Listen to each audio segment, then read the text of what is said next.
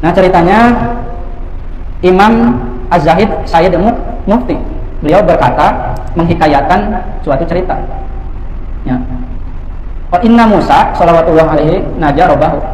Ceritanya kata Sayyid Al-Mufti, sesungguhnya Nabi Musa itu pernah bermunajat, ya berdoa lah kalau kita melihat, kepada Tuhannya, ya, berkatanya gini, ya Rabbi khalaqta khalqan wa rabbaytahum bi ni'matika wa rizqika summa taj'aluhum yaumal qiyamah finarika. Kalau bahasa kita, ya Allah, Engkau sudah menciptakan makhluk, mengurus makhluk, memberikan nikmat kepada makhluk, memberikan rezeki kepada makhluk. Kok kenapa pada hari kiamat Engkau memasukkan makhluk tersebut ke dalam neraka? Kata Nabi Musa, aneh gitu. Di dunia mah dikasih nikmat, dikasih rezeki gitu kan. Nah, kenapa kok di hari kiamat dimasukkan ke dalam neraka? Lalu Allah menyuruh Nabi Musa untuk menanam ceritanya. Jadi menjawabnya dengan suruhan. Suruhnya apa? Suruh menanam satu pohon ceritanya. Nah, pohon itu suruh diurus. Setelah ditanam diurus, ya diairi, ya disiram sampai tanaman tersebut berbuah. Ya, sampai berbuah. Nah, singkat cerita pohon tersebutnya berbuah. Ya, banyak buahnya. Nah, ketika sudah berbuah, ternyata buahnya itu tidak bagus semua. Ada yang buruknya, ya. Ada yang buruk setengah, mungkin ada yang buruk semuanya, ya.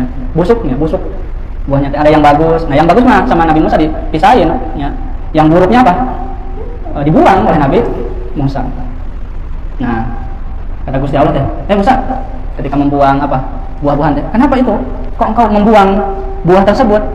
Kata Nabi Musa aku membuangnya ya karena tidak ada kebaikan di dalam buah ini. Karena apa? Buahnya itu busuk, makanya saya buang. Nah, kata Gusti Allah seperti itulah, ya.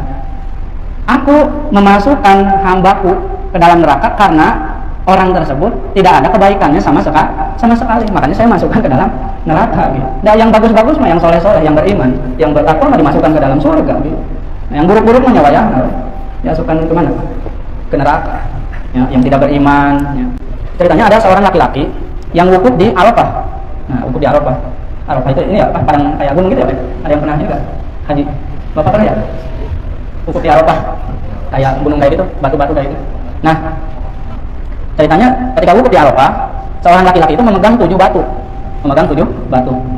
Nah, beliau berkata kepada batu tersebut, batu kalau bahasa kita, saksikanlah, ya, bahwasanya aku bersaksi tidak ada Tuhan kecuali Allah dan Muhammad adalah utusan Allah. Gitu kan ngomong ke batu ya. Berarti ini ada batu nih 7 nih.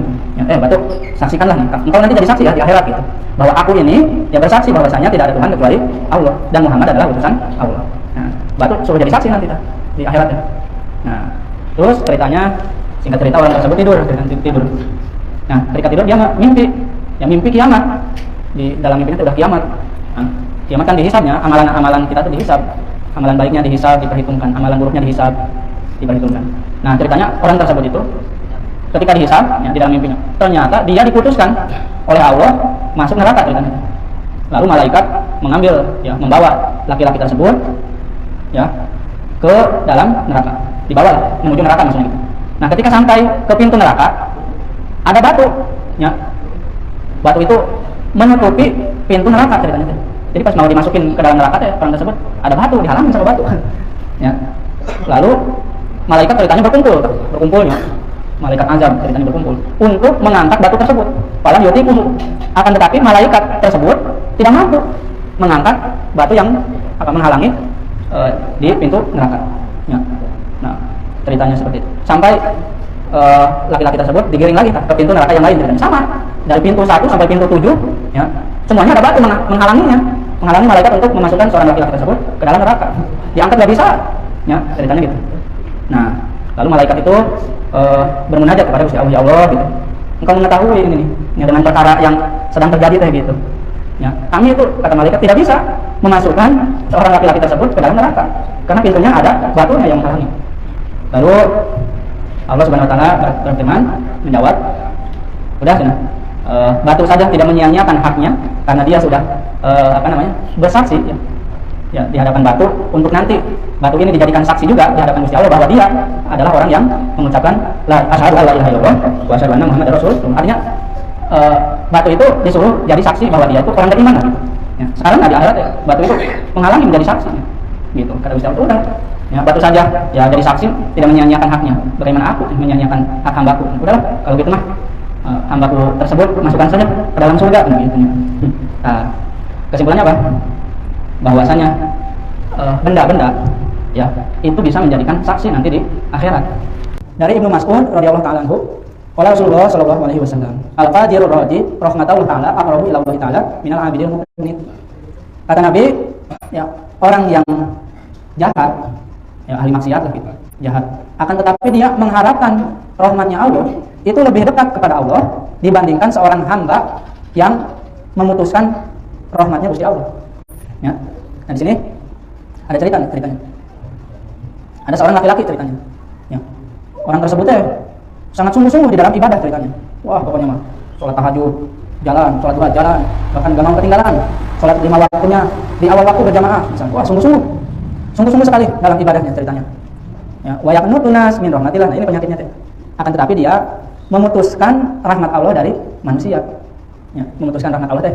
Misalnya gini, ketika udah rajin ibadah teh melihat orang lain, lihat preman yang suka mabok, jarang sholat, ya ini ahli neraka ini mah nih, ahli neraka gitu. Gak bakalan diampuni oleh Allah ini mah. Udah terlalu banyak dosanya itu. Ya, preman suka mabok misalnya, fajina, jarang sholat. Nah, awas nih hati-hati. Jangan sampai ada ya terucap ataupun di hati kita ya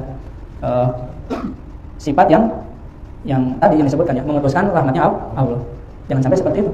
Orang seburuk apapun ya, kalau tobat ya, karena Allah Maha Pengampun, Maha Penyayang, maka insya Allah akan diampuni oleh Allah. Nah, tugas kita ini ya bukan menghakimi ya, bukan menghakimi orang lain. Tugas kita mah cukup mengajak ya dengan santun. Ya, cukup mengajak. Mau silahkan, nggak mau ya terserah, tanggung sendiri. Gitu aja bang, nggak usah pusing-pusing. Soalnya yang ngasih hidayah itu siapa? Bukan kita. Ya, Nabi saja tidak bisa mengislamkan siapa? Amannya siapa namanya? Lupa. Hah? Abu Thalib ya? Yang ini. Itu kelasnya bukan kelas kayak kita ya. Baginda Nabi Rasulullah tidak bisa menjadikan semua orang itu masuk Islam, bahkan dari keluarganya sendiri. Keluarga itu kan orang yang paling dekat dengan kita. Tidak bisa mengislamkan keluarganya sendiri, salah satu keluarganya sendiri. Ya. Nah, terus apa tuh pelajarannya? Kita mah cukup menyampaikan Islam, bukan mengislamkan orang. Gitu, menyampaikan Islam kayak gini kayak gitu. Nah, kemudian seseorang tersebut ceritanya mati. Faqala Rabbi, mali indaka faqala nar. Kata ya seorang yang ahli ibadah deh. Wahai Tuhanku, aku dapat apa nih sekarang gitu? Ya di akhirat ini dapat apa nih? Ya, saya kan udah ibadah sungguh-sungguh gitu. Kata Gusti Allah, anar, kamu dapat neraka kan gitu. Nah, terus kata orang tersebut, kalau saya masuk ke neraka, kemana tuh ibadah saya? Ya, yang selama ini saya sungguh-sungguh beribadah kepada Engkau. Kata Gusti Allah, innaka kunta ta'manutun nas min rahmati fid dunya wa ana qanutukal yauma min rahmati. Nah, kata Gusti Allah, engkau itu suka memutuskan rahmat manusia ketika berada di alam dunia. Maka sekarang aku akan memutuskan rahmatku darimu ya, gitu. Ketika berada di akhirat. Ya. Ada seseorang ya berada di sekitar tumpukan pasir. Lalu ketika itu ya kaum Bani Israel mengalami kelaparan ceritanya. Nah, lalu di dalam hatinya ya berangan-angan, terus seandainya ini tumpukan pasir ini ya tepung gitu ya, maka aku akan kasih lah gitu. Kasihkan nih tepung ini kepada kaum Bani Israel ya, supaya mereka kenyang perutnya gitu. Ya. Mungkin zaman dahulu mah makanan pokoknya itu tepungnya. Kalau kita mah apa? Nasi berasnya kalau kita. Kalau dulu mah mungkin tepung. Ada yang jagung mungkin. Kalau di daerahnya tidak ada beras, mungkin bisa jadi makanan pokoknya itu jagung ataupun yang lainnya. Nah, lalu Allah ya mewahyukan kepada salah seorang nabi ya waktu zaman Bani Israel. Kata Gusti Allah, "Qul li fulanin innallaha ta'ala qad awjaba laka minal ajri." Nah, kata Allah ya katakan tuh kepada seorang tersebut, apa? Allah sudah mewajibkan kepadanya untuk memberikan pahala sebagaimana yang diangan-anganinya. Ketika ya pasir ini jadi tepung, maka dia akan mensedekahkan ya tepung ini kepada kaum Bani Israel supaya apa? Supaya kenyang. Eta teh oleh Allah angan-angan itu teh dikasih pahala. Ya. Oleh Allah dikasih pahala. Tuh gitu. Ya, fawajada sawab kamalau fa'ala. Ya, maka menemukan pahala sebagaimana beliau ketika melakukan. Artinya apa? Kita pun suka kayak gitu kan ya, suka berangan-angan ya. Terus kalau seandainya saya jadi orang kaya ya, pengen nyumbang pesantren misalnya, gitu kan, pengen ngasih orang fakir, orang miskin kan gitu. Nah itu tadi kasih pahala kan, ya sama Gusti Allah teh.